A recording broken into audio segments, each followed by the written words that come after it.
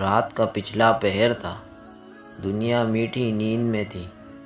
دو آدمی اپنی نیند قربان کر کے شہر کا گشت لگا رہے تھے۔ ایسے میں انہیں چوک میں کوئی کھڑا نظر آیا۔ وہ سرکاری لیمپ کے نیچے کھڑا تھا۔ یہ اس کے نزدیک پہنچے تو معلوم ہوا وہ 10-12 سال کا ایک لڑکا ہے۔ انہوں نے دیکھا وہ اپنا سبق یاد کر رہا تھا۔ ان میں سے ایک نے کہا، کیا تم دن کے وقت مدرسے میں نہیں پڑھتے کہ رات کے وقت یہاں کھڑے سبق یاد کر رہے ہو؟ اس کی بات سن کر لڑکے کی آنکھوں میں آنسو آ گئے۔ کہنے لگا، میرے والد مسلمانوں کے بادشاہ کے ہمراہ جہاد کرتے ہوئے شہید ہو گئے۔ میں اپنے ماں باپ کی اکلوتی اولاد ہوں۔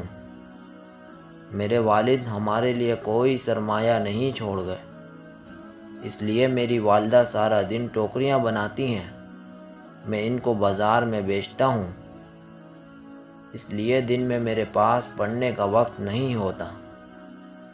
میں روزانہ صبح سویرے فجر کی نماز کے بعد محلے کے قاری صاحب سے سبق لیتا ہوں، رات کو یاد کر کے صبح انہیں سنا دیتا ہوں۔ میرا اور بادشاہ کا فیصلہ تو اللہ کی عدالت میں ہوگا۔ میں وہاں بادشاہ کا گریبان پکڑ کر عرض کروں گا، یا رب العزت، اس بادشاہ نے راستے میں شہید ہونے والے مجاہد کے گھرانے کی ذرا بھی خبر گیری نہیں کی۔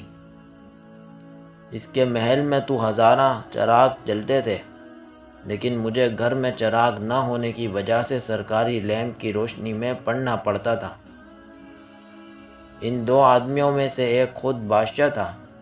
وہ بچے کی باتیں سن کر بہت شرمندہ ہوا۔